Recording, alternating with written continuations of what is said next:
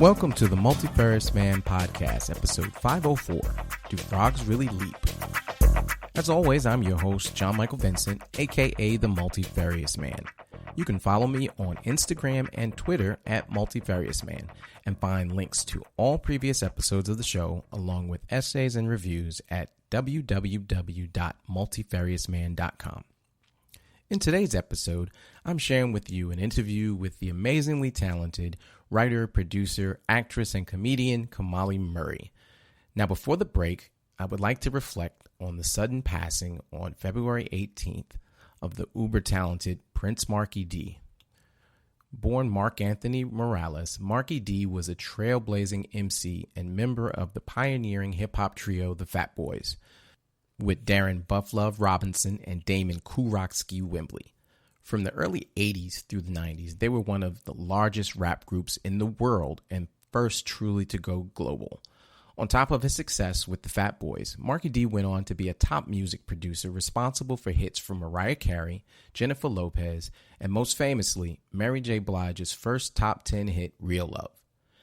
For me, as a preteen and teenager growing up in Queens, New York in the 80s, the Fat Boys, along with Run DMC and LL Cool J, were our hometown heroes. You could run into Marky D around my neighborhood of Laurelton, the Coliseum on Jamaica Avenue, or at Green Acres Mall. Marky D was big time, but he never made his fans feel like they couldn't approach him. He had hit records, but he was just a guy from around the way like the rest of us. In recent years, he was a top radio DJ, including hosting the Prince Marky D Show on LL Cool J's Rock the Bells Radio on Sirius XM. From platinum record to groundbreaking movies Crush Groove and slapstick comedy Disorderlies, Prince Marky D's legacy will live on. So sit back, relax, and after the break, hear my interview with Kamali Murray. Numerous and varied, greatly diverse and manifold. All the things I want to say that never been told. Dina Sinatra to Drake and Pharrell. When I'm listening to this week, you can never tell. Bogey and Bacall, even Meryl Streep. The devil wears Prada, even the big sleep. It doesn't matter where you stand. I'm the multifarious man. Welcome back to the Multifarious Man Podcast. Our guest on today's show is Kamali Murray of A Work in Progress. The interview you're about to hear was recorded back on December 28th for a Facebook Live event that I hosted a few days before Kamali's first Zoom live comedy event. Hello, Facebook. Hello, world. Welcome to this is a Multifarious Man live event, and I have a very special guest this evening, Kamali Murray. Hi. She is a, let's say, multi-hyphenated writer, actor, producer, comedian, to say the least. And, you know, she has a show coming up this Friday, A Work in Progress. And this is a show that, you know, she's actually done in theater before, but in the time of COVID, now, you know, she's bringing it to you as a live event. So I'm excited to have Kamali here with me. Kind of give a little background and not to tell my age. But I met Kamali in the 90s when we both attended the City College of the City University of New York. You know, when I tell my kids City College, they go, which one? I'm like, that's the name of it. It's called City College. What do you mean? That's the name. And, you know, they have an amazing theater program. They have an amazing communication, you know, film and video program. And here it is all these years later. And of course, thanks to Facebook, you know, I've been, you know, following Kamali really for years. You've been doing shows and posting about events. So I've always been kind of excited and sharing, you know, what's going on. So what I want you to do tonight is kind of give you an opportunity to tell the audience, tell the viewers a little bit about yourself, your background, and then we'll go all the way up to now to as you're preparing for your show. Okay. Hi, everybody. Thank you for coming and tuning in tonight. This is exciting. John Michael is breaking my cherry. This is my first time ever doing something like this, so I'm excited. Thank you.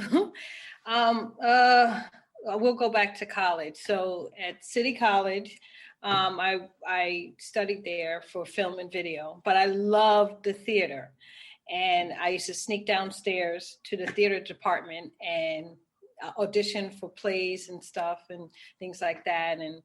And I started working simultaneously, doing plays and doing film and everything upstairs. So that's how not that it started there, but that's how it started to really cultivate into something. I've always loved acting. I always wanted to do that. So graduating college, I was like, okay, I'm going to do both. I'm going to do production and I'm going to act. I'm going to do it simultaneously, which was, for me, I could work for some people, but I can't do too many things at one time. So I was doing production and acting, and it wasn't working out for about a year and a half. And then I was like, okay, I'm not going to do production. I'm going to do acting. And I started pursuing acting and getting odd jobs in between. A lot of like, I guess growing up, doing the acting thing and learning and stuff. So I forget what year it was let's just talk about, I started going to watch like live shows. I used to go down to the East Village, and that's where my first encounter with John Leguizamo was. And he was doing a show. I forget what theater it was. It was a little black box theater, and he was part of an ensemble group. Okay. And I just thought it was amazing. I was like, oh my God, I want to do this. And I started going back to his shows and like watching him, and he was amazing. Now, and was this before he did stuff like Mambo Mouth and way before? This okay. This was young, hungry, young, where I could literally reach out and touch John. Like the theater was, it was fantastic. And he would work with this ensemble. I forget the name of the group. I don't know. I was young, but I just knew I loved him. And I went to see him over and I was like, one day I want to do that. I want to do that. And it had always been in the back of my mind. And, as you grow, acting is hard. You get a part and you wait and do. So I started saying, I want to start doing stuff on my own, doing my own stuff. Mm-hmm. So I should know the year. But way back when I started my first one-woman show, which was called Passing Time, the late, great Chuck Patterson directed it. He took my paper, my ideas, and dramaturged, put it together. It was amazing. Put it onto the stage, okay. Yeah, and brought it up to the stage, and that was my first one. Then years went by, and then I did a lot of sketch comedy. I used to work with this comedy group, American Candy, out of Brooklyn. Woo-hoo! That was a good time. Now, when you say sketch comedy, is that more scripted? Was it improv? Was it a comedy? Sketch comedy is scripted. It's definitely scripted. You can improv, and I love the improv within the script. Okay, so this is more closer to like a Saturday Night Live where they're doing sketches as opposed to like, I guess, Second City or Upright Citizens Brigade, which is more on the improv side. But they have Upright Citizens Brigade, and they do have sketch as well. Okay. So yeah, it is scripted. It is it's great. I've done improv too, but I prefer sketch. Improv always got a headache. But anyway. So when you're doing when you were doing these sketch comedy, were you helping to create characters? Were you doing the writing? Was it a combination? With American Candy, I wasn't writing for them at the time. I was just like, they would like give us scripts and then give us characters. Then I would create characters from the script and make it my own. But yeah, so that was a good time. I think that's when it really started to click. And then I wanted to do my own skits and stuff. And I moved on to a sketch comedy, my own, called It's Funny, I'm Just Saying. Shot that. It was a lot because it was an ensemble thing. That's another thing. I love ensemble work, but it's hard to get people together under one umbrella to be consistent, work together, be consistent. Okay. And if you don't have money, people got to work, it's hard. And I get it, it's just hard. So fast forward to a work in progress. In 2016, my good friend, Joe said to me, he was working at Harlem Cycle. And he had an idea to create like a variety show. And he was like, you know what, you should do some of your characters. And I was like, I don't know. It's like, yeah, just do it. So we started, we would take the bikes, move them over in the back and set up this green screen or this is my first stage. And we bought chairs and set them up. And then I would use any old video I had and bring out my character. So the video would be not the intermission, but the set change or whatever. And I come out and do characters. And then at the end, I would improv a bit for more characters, somebody liked. And that's how it started to grow. Okay. And then within 6 months, my audience grew and I was able to move to Medicine Show Theater, which is it was 5 avenues away from Broadway. So I was close. That's off Broadway, as we like Broadway. To say. It wasn't off, but it was like off. Hey, it's on the island of Manhattan. That's close enough. For anyone outside of New York City, that's on Broadway. Yeah, it was great. So I did that there consistently for 3 years. Began, sculpting the show and bringing it together. In 2000, it's just the end of 2017 or 18, my director, Mary Hodges, came on, which changed. 18, which changed the whole show. She gives it so much structure and it was so good. So was this someone you had worked with before on other shows? And okay. Yeah, I worked with Mary on quite a few things. We did classical. We did a couple of I did classical work, which is crazy, but yeah, Mary is more classically inclined. She's great, but she's an actress, director, and she's doing a lot of directing. So I was like, okay, why don't you direct me in this? So she helped do that and bring it together. And she brought it back this time. Now we're doing it virtually. Okay. Yeah. So the last show we did in 2019, it was sold out. It was the best show ever. It was great. And then in 2020, I was slated to do it in March and June, but COVID happened. Hello, COVID. Okay. Yeah. So that was fun. So then in April of 19, I was like, I got to do something, because my characters, I'd wake up and my characters would be right there. Like, so, what you want to talk about today? Another one is like over here. So, you know what you should do, this and that. So I was like, oh, fuck. Okay. I'm going to start writing these characters. So I started shooting them around the house, and the theme slowly became, because it's COVID and we're in the house. So I started writing like little 1-minute sketches and putting them up. I tell you, when I would see stuff you would post sometime, I think it was one where it was in a cab or Uber or something. And yeah.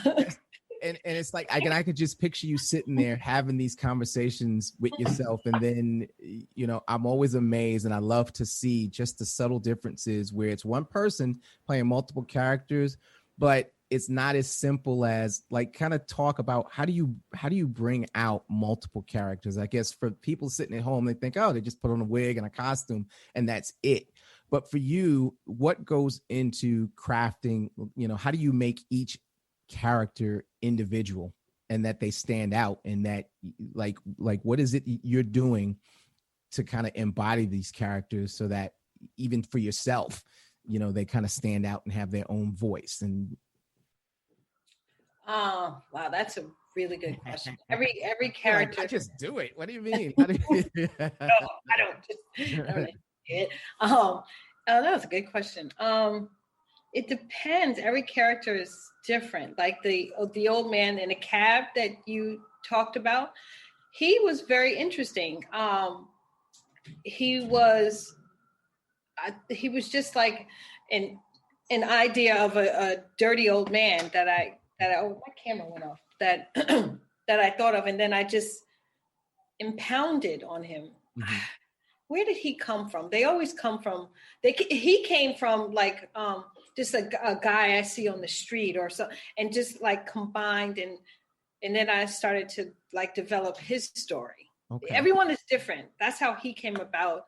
I have my favorite character is Ivy, and she came from an actual teacher I had. Okay. And I used to go to class, and I was like, this woman, I couldn't believe, that she was real. And I would go to class. I don't know if I was learning anything. I was studying her, and I was like, wow, she'd be a great character. I just would stand there and be like, I would love to do her. So that's how she was born. My three girls, how were they born? They I had to write something because I wanted, a friend of mine was shooting. She wanted to shoot something for her reel. And she was like, you should do your characters. And I was like, okay. So then I had quickly wrote them, and I was like, oh, so I didn't really know them then, but. For the audience and the uninformed, you mentioned something, you said you were helping your friends, put their reel together. Can you kind of tell people what is a reel and how was it used? Okay, there are so many types of reels. Okay. You can do actor's reel, an editor's reel, DP's reel. So it's basically whatever you are focused on. If you're the actor, you're going to get your best acting clips, tapes together, put them together to show your best work. I'm an editor. I'm gonna jazz up my editing, and anything that I have. You could film something, or that people give you the work, they give you edit. It's basically it's your demo reel. It's like here demo resume. Okay, so for creators, it's their way to show. I hear you. So if an actor, I'm gonna show you my best work. Here's a couple of different scenes. Like you said, if you're an editor, it's not just gonna be a static shot with nothing happening. It's gonna be, whether I'm a sound editor or a film editor, it's going to be all the stuff that you see at the award shows when people are putting out their best, they're like, this is what I do. Or for those who use IMDb, sometimes if you go onto someone's page in IMDb and you go down to the video section, you'll see the example of what Kamali said, a reel. And it's usually them showing their best work or whatever it is their main focus is. Right. So you created these three characters, kind of to help, a friend was putting together a reel. So this, with the three girls came together. Mm-hmm. Mm-hmm. So that was that. And then when people started to see them, they started to ask, well, who is that one? Who's that? And I was like, I don't have an answer. So then I started digging into them. And I came up with the idea in the process. I would shoot them, but I didn't really know them. But as we're coming together, these three girls are, they become my friends, put it like that. And they seem to follow me in every aspect of my life. Every job that I go to, I find these girls. That's how it started at the restaurant. And now, well, you'll see when you see the show. So that's kind of where they're going now. I kind of, when I started writing everybody, I didn't write with a vision at the end. This is the end result of it. I just kind of start writing kind of like from mud. Okay, what's this? And then develop as I go along. Ivy, I think, is the only one that I don't even have an end for her, but I just know her so well. Okay. So you started with a sketch, and it was a light sketch, but then you started filling in the details and adding some background and, the part that makes them three-dimensional, kind of, I guess, like with a musician where maybe they'll start with a melody, or sometimes they'll start with the lyrics, and then they'll work backwards, or, as a creator of a character, maybe you just have an idea, or, just maybe you have a scenario. And then from the scenario, you come up with the character because, okay, this is the perfect character for this scenario. But then the other way around, sometimes you start with a character and then you're like, well, I just want to see what happens in every scenario, and keep putting them through things. So that's interesting to see that you kind of crafted and that there's not a specific routine each time, and it's actually interesting to hear that, maybe one had a specific reason, but then others, they kind of grew organically. And I kind of like the idea of characters that don't necessarily in your mind already have a beginning, middle, end, because if you think about it, that's how people are, and I'm wondering, and I'll ask you, it's like, is that really where that title comes from, a work in progress? It's like, because even as people, our whole lives, we want to grow, we want to, evolve, and we are constantly working on ourselves. So if someone tells you that, oh yeah, I figured it out, well, they're lying, because who amongst us, really has figured it all out? We don't know where we're going. Sometimes we'd like to think, and maybe we're going in the right direction, but it's nice to hear that it's kind of the same thing. And I'm, it sounds like an amazing outlet. I can tell you, when I used to do theater and when I was part of the film department, I like that aspect of it. I like creating. I probably like writing more, and I probably should get back to doing more of it. But I like human interaction. I think in all the years I did theater, I enjoyed rehearsal.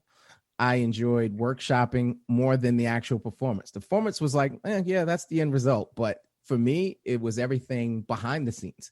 Like, I enjoyed putting on scenes for classmates more than I did for the audience. And it was because the audience, they don't know what to expect. So even if you make a mistake, you do something wrong, for them, they're just like, oh, wow. But your classmates, the people that were there along with you for the ride, they've seen it go from a nugget of an idea to what you end up as the end result. Or even, they saw you just have a character that was on paper, and then you slowly added yourself to it or brought more and more out of it. So it almost was more fun having that interaction behind the scenes, almost like not like a secret world, but it was, you kind of create that family, and I think every production was always the same thing. You have those relationships that you build on each show and each project. And even if you work with the same people again, it's different each time. So it's like having a new family every time, where some people are familiar, but you see people in different lights. And, when people have different roles, your interaction change. You may not have as many scenes together. You may not work with them directly. But I've found always that was probably the most exciting part of it for me, is the behind the scenes, the stuff before it gets on the stage. Mm-hmm, mm-hmm. It's so true. I think, you just brought up, I just thought about something. One of my favorite things, like working with an ensemble, working with actors, is I remember I like to, after you do something for a certain amount of time, you do it over and over again, you do plays for a run. Mm-hmm. After a while, I used to enjoy to like catch my, not in a bad way, but like challenge my, the other actors with, just doing something slightly different, something that they don't expect. Because you're right, being live, on stage, nothing can take that back. I mean, yeah, that just reminded me. I just love that live aspect. And going like the technical aspect, like you talked about, like the process of it. When I was younger, I didn't appreciate it, but now I definitely appreciate. I know what you're saying. Like we were just talking about the technical aspect of doing this type of show on Zoom with the different cameras. It's a whole different animal, and for the first time, it's hard, but I am enjoying it. So I see what you're saying. And I tell you, it's like, and even sometimes I think I had more fun being a stage manager sometimes than I did because one, you're involved in every aspect, other than the director, the stage manager, and, whether it's a TV show or something live, you're involved in every aspect of it. And you're the one, when the show's up, The director has nothing left to do. If you're talking about a live show, the stage manager is there to make sure everything runs, to make sure people are getting in their cues and, kind of help solve problems. And I like being in that position where you're touching everything, where, it's almost like you're a conductor for a symphony. You're not playing the instruments, but you're making sure that everybody's working together, and to kind of see everything being in the wings. And, the best shows are the ones where people don't notice that stuff. You don't notice the scenery moving. You don't notice if you think about it, when you're an audience, and the magic, when people bring shows to life, when you don't see the things that are happening, you don't notice the people dressed in black moving the furniture around.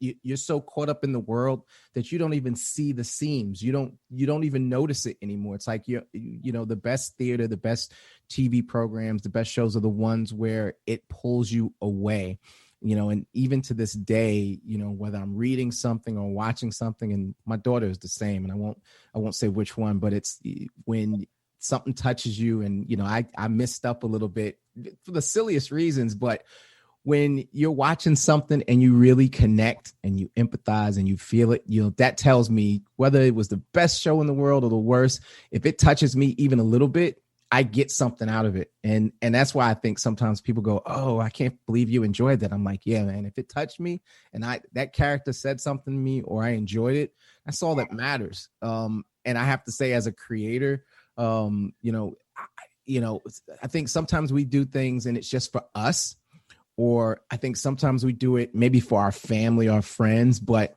I think if we know that one person, even if we did a show and one person showed up and that person enjoyed themselves, you know what? I did something. And, I think that's important. And it's easy to not, if we always remember that, I'm not saying, that's the way you do your shows or how you connect, but I have to think there's a part of that in everyone, that whether they're a writer, a musician, a comedian, you create something for it to be shared with others. And that's the kind of the part that you just can't explain. And people say, why do you do this? Why do you keep doing it? And I think that's a big part of it. And I have to imagine over the years, where you've done different things, there's got to be different aspects. Like for you, is it creating your own characters and writing for yourself and kind of doing all that? Is it the control of it? Because I know you kind of mentioned earlier that sometimes that's the problem with an ensemble. Ensembles are great, but it's kind of hard to keep everyone focused and going in the right direction. So when you're creating your characters and you're putting the show together, where it had started with a nugget of an idea to the point where you said in 2019, you had like your best show ever, to then looking forward to in the spring, you were going to do it again. And then COVID happened. So then how do you change gears where you take something that, I imagine was tailored for the stage, for live performance? How do you go from that to what we're going to experience coming up? And I think you're still there.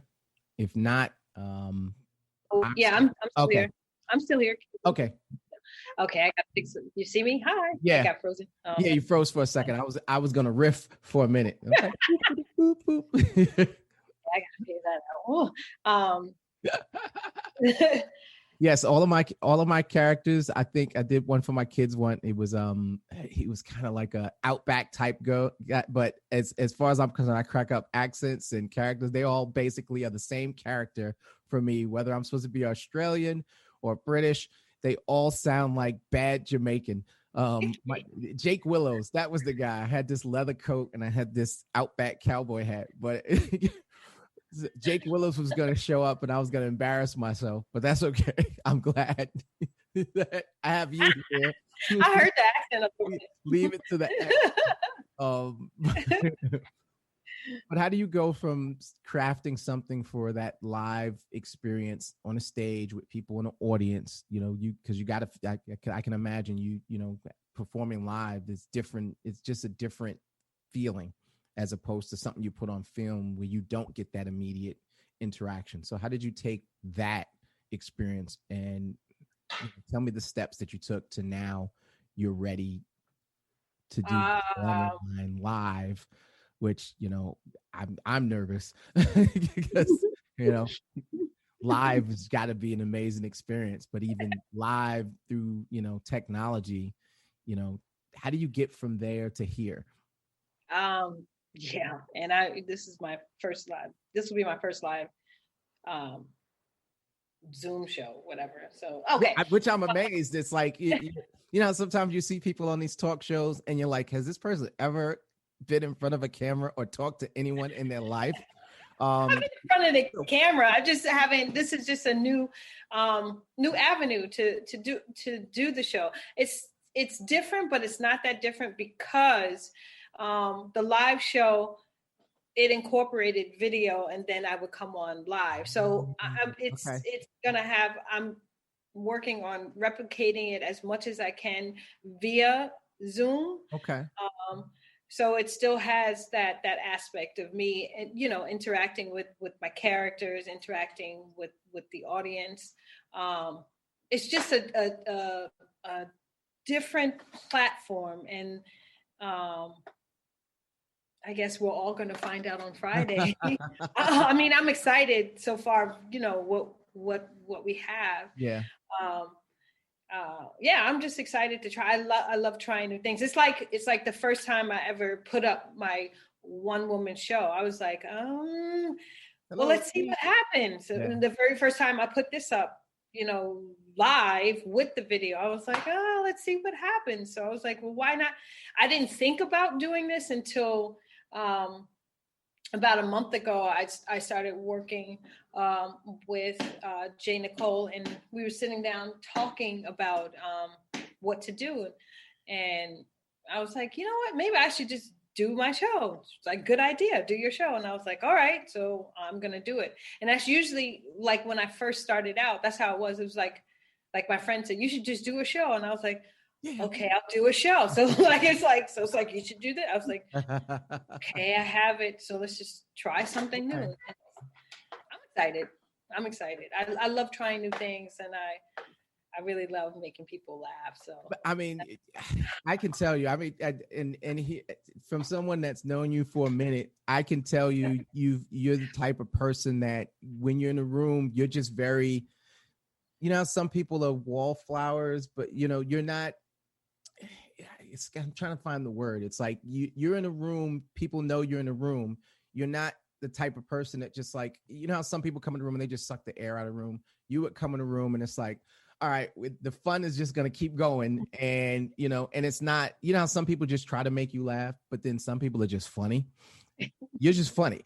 So, and I think, I think that, will show. And I think I'm excited that people are going to get to experience that. And, because, just even from seeing your web videos and things like that, you go all in with your characters. It's not like you're not even half, but I love when characters interact with themselves. I think that's the best part of someone playing multiple characters is when they have conversations and they get into arguments. What is it? The one with the worst waiter in the world, that, it's just to see that. I just think it's funny. I don't care what anybody says. I mean, this is, from growing up watching Carol Burnett and exactly, and watching, reruns of Flip Wilson and things like that. And even you're dating yourself, but okay. I said watching reruns. I didn't say watching it live. Okay.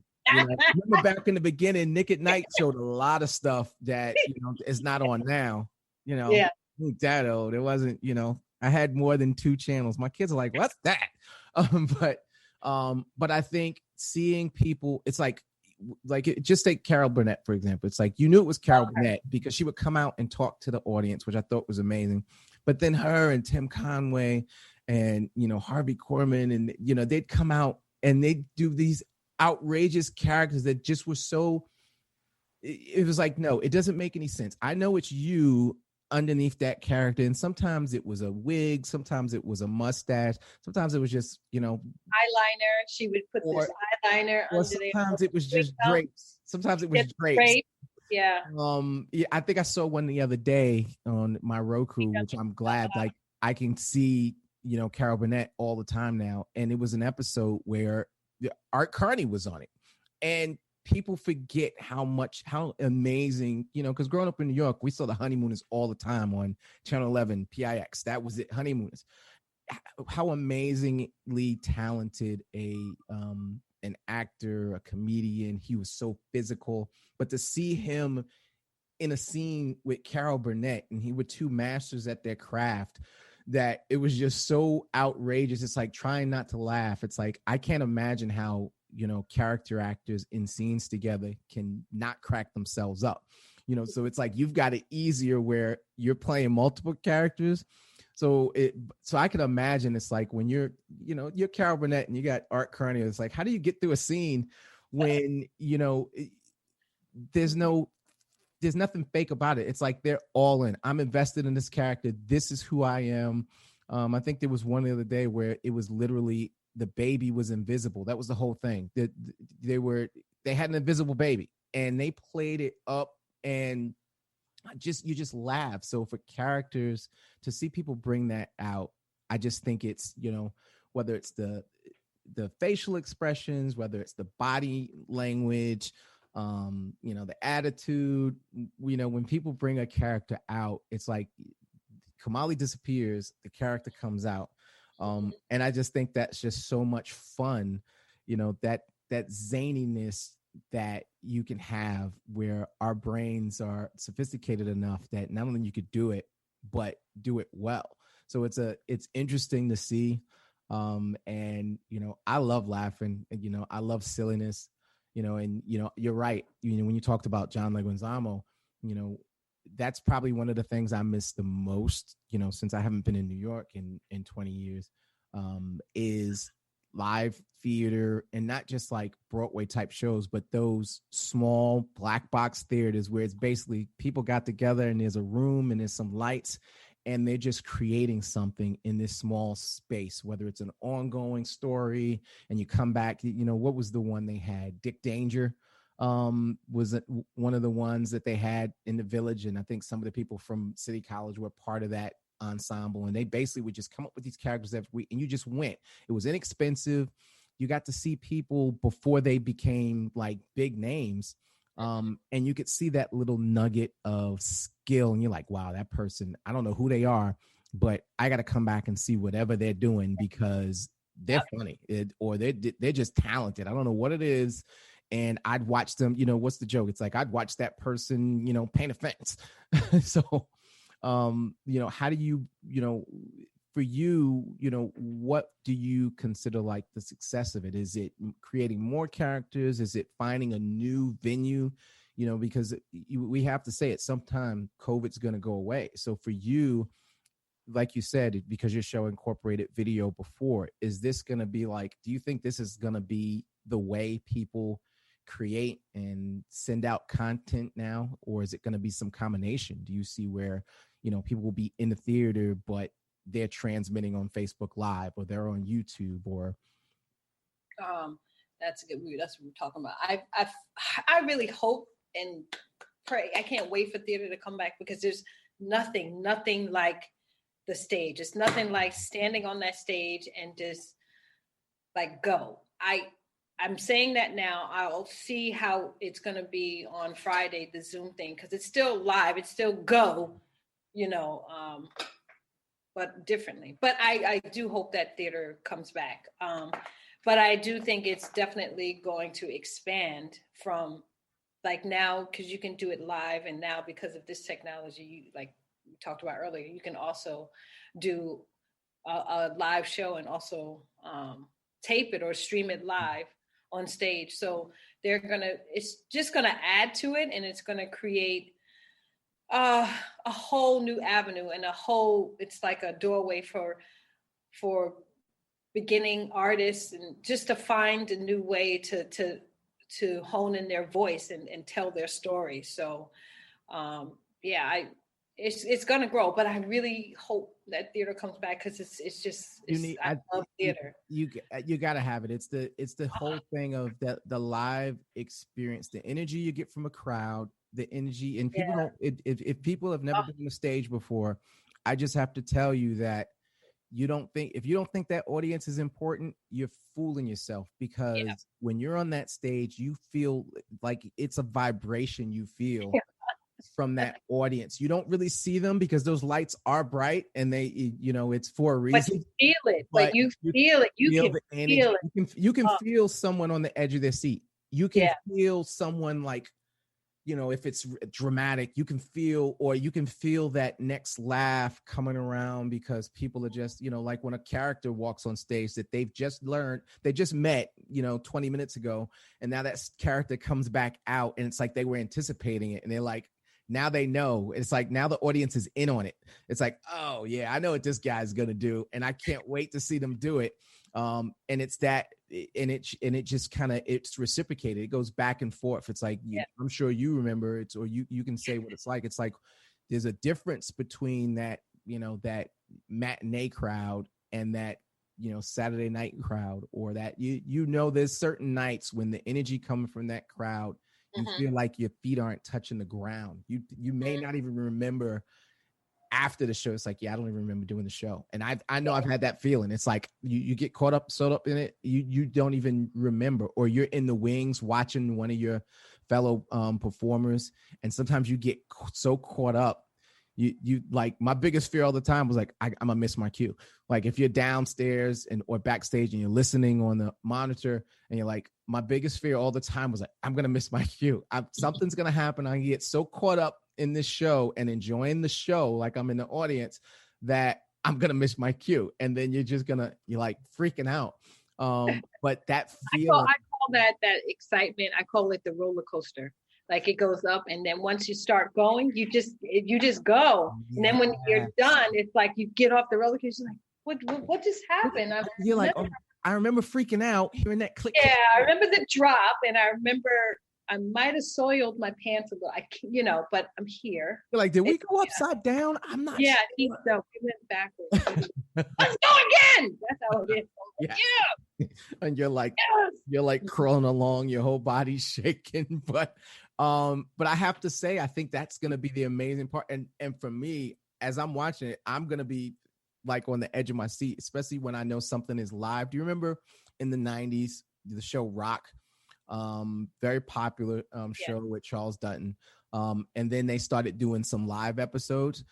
I can tell you those were probably my favorite episodes, because for me, I was so nervous, because I know what it's like to go on live. Anything can happen. It's like your performance, like those free climbs. It's like there's no net. It's like anything can happen, and that excitement, for the performer is amazing. But for me as an audience member, it was like, I was holding my breath. It's like, oh, that was so amazing. And I don't think you can recreate it. So I'm excited that you found a way to do the show live, and incorporating some of the, other aspects that you already have. And I'm like excited to see you go, to do the different characters. And for me, the experience of kind of not knowing what's going to happen next.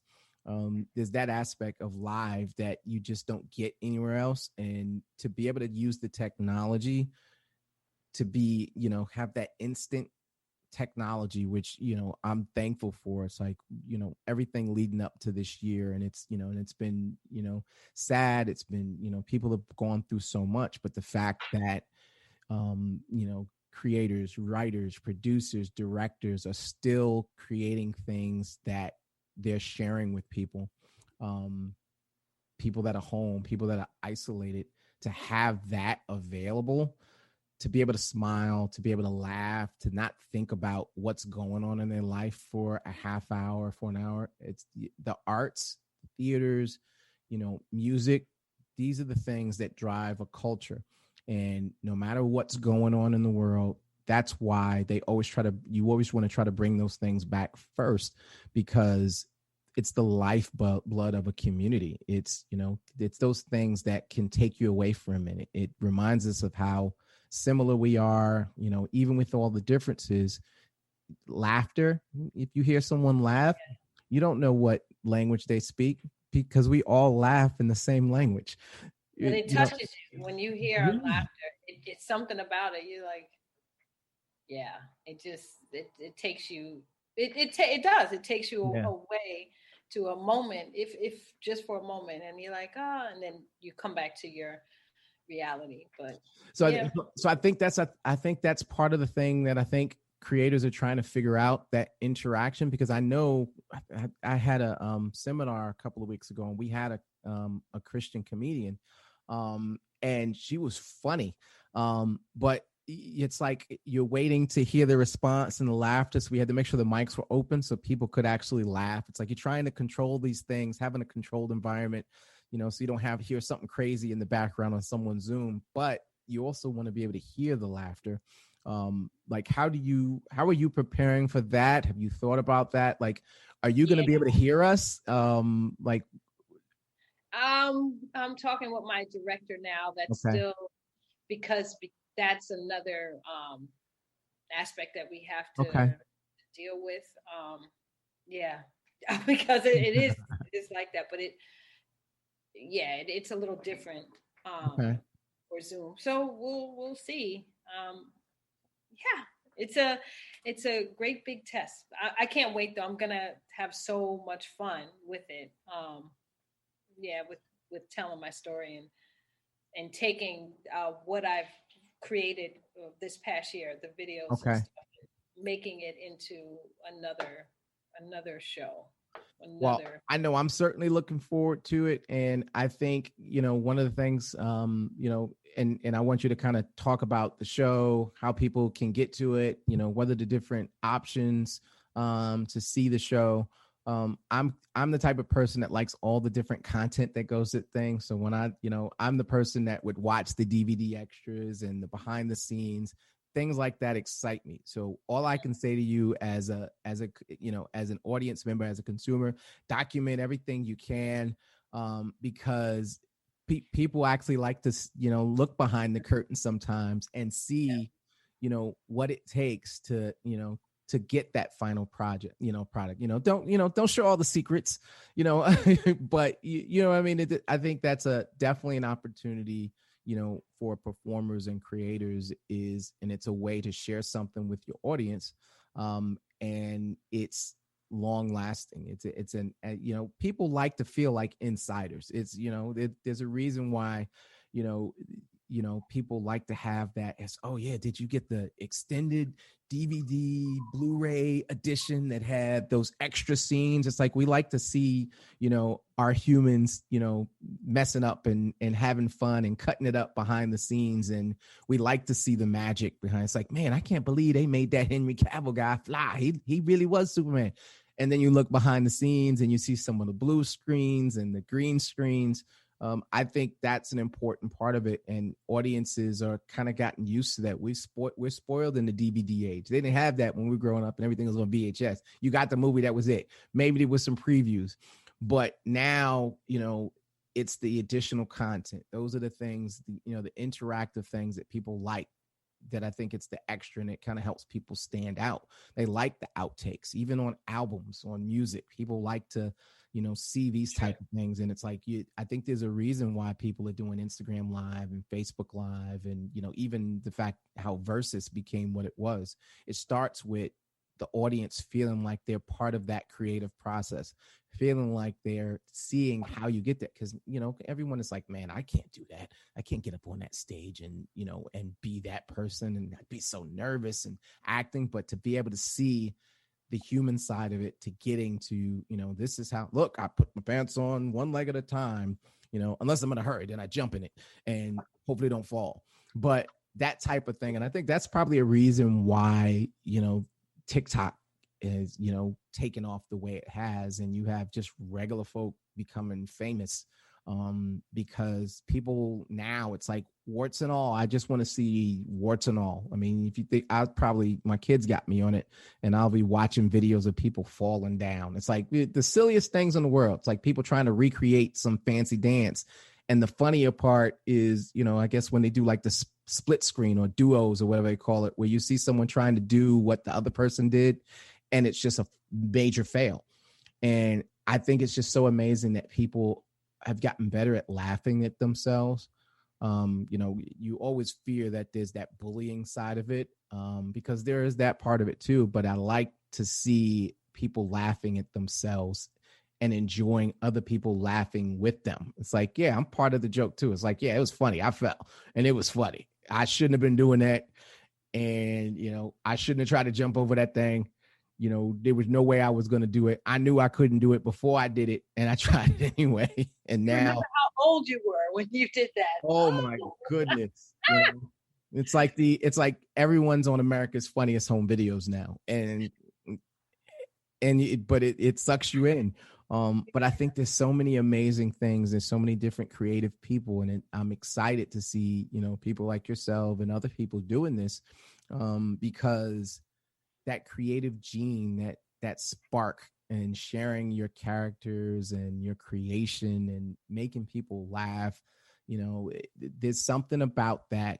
It gives back to the human spirit, and you got to understand how important this is, especially now. It's like it's been a long 20 years this year, and coming to the end of the year, I think it's so amazing that we'll be starting off the year with some laughter, and you should be, you're going to be a part of that, and knowing that you've put something together and you've crafted it and you're willing to share it, and not keep it to yourself. You should be, pat yourself on the back when this is done and everything you've kind of put into it. And then, of course, start thinking of the next thing, because we're going to want to see more. So,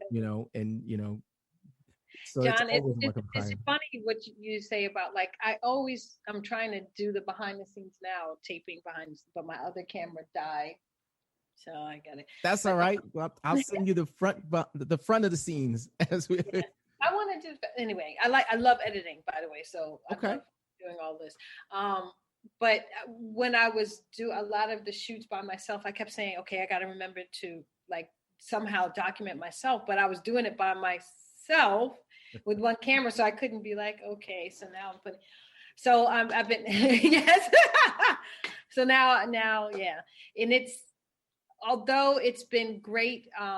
Figuring out what I can do on my own. Mm-hmm. I need people. I not at all want to be like, I've done all this by myself. No. I'm grateful for my director. I'm grateful for my stage manager that just popped on. Different, it's good to have that second eye, that ear to help you, because, as an artist, we'll go way off. So you need that. I think it's important to have it. But yeah, I always think about that. Like when I shot in the cab with the three characters, I was like, dang, I wish I could take a picture, so you can see the change, what I had to do. But I was like, there's no way just me at that time. These days, they have so much technology now, whether you have steady cams or I've seen people do it with drones. It's like, who would have thought that, we don't have flying cars, but we have drones with cameras on them, and people are doing some amazing things where, it's kind of, you have your own documentary crew, but it's you're the documentary crew. You're your own theme music. You're your own cameraman. You're performing. You're the actor, director. It's like I got 20 jobs. What do you? It's good to like finding out and learning. I'm learning a lot now. Like, so I'm well versed, but I can't wait for the day where I do have consistent help. Yeah. Because it's a lot doing it on my own. You put it out there to the universe, and the universe is listening, and who knows, there may be someone out there that is watching this live, or they'll see it later, and they're like, man, I've always wanted to do that. How do I get into that? And and there's that aspect of it. It's like somebody has to blaze the trail, but then someone has to go back and be the trail guide. So it's like, everyone has their role, and sometimes it's the same person. It's like, yeah, I blazed the trail. Now I'm going back and I'm going to show people how I got here so that they don't have to go through that. And then I'm going to bring them along, and they're going to help me do it. And then I can focus on creating, and let people kind of help keep me focused. And, you'll be the technical director, and you'll be the, you'll help me with my props and my costumes. It helps so much.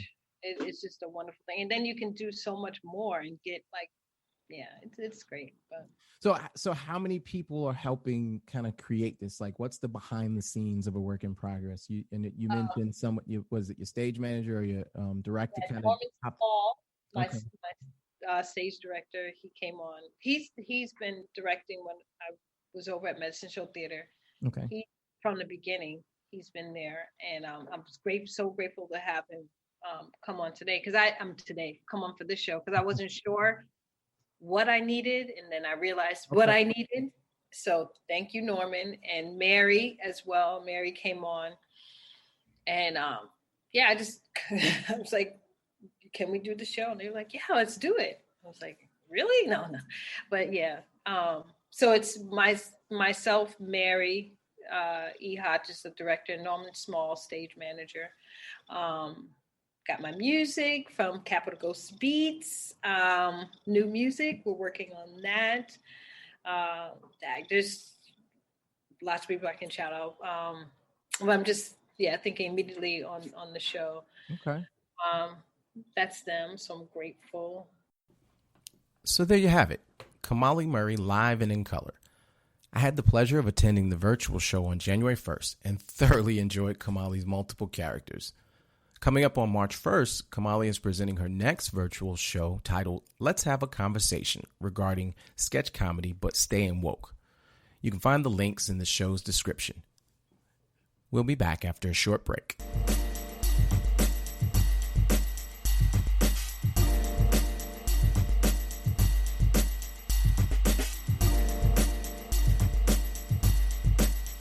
Welcome back to the Multifarious Man podcast. Today's entertainment spotlight is an Amazon original movie, I'm Your Woman.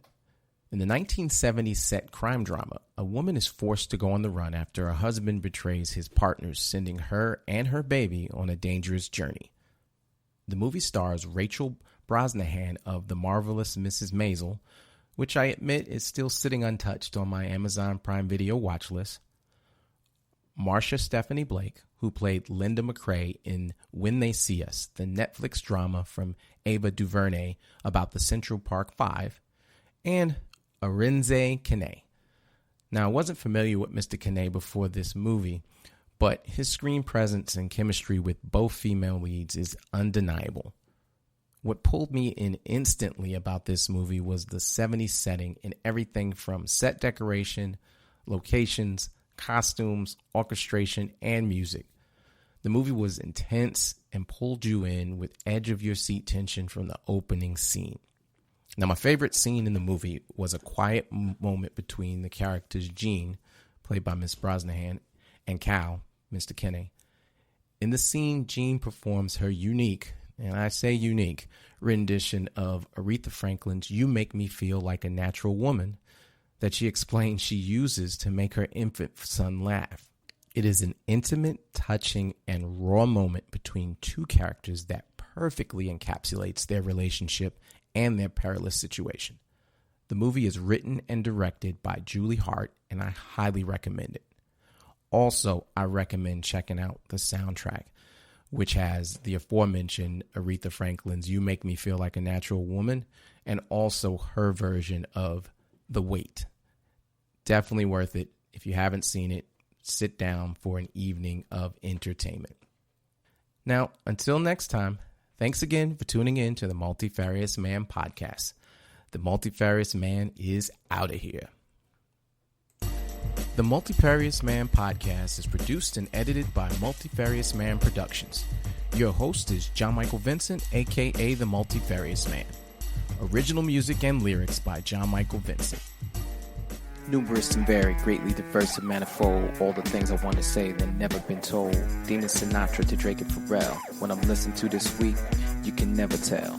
Bogey and Bacall, even Meryl Streep. The devil wears Prada, even the big sleep. It doesn't matter where you stand, I'm the multifarious man.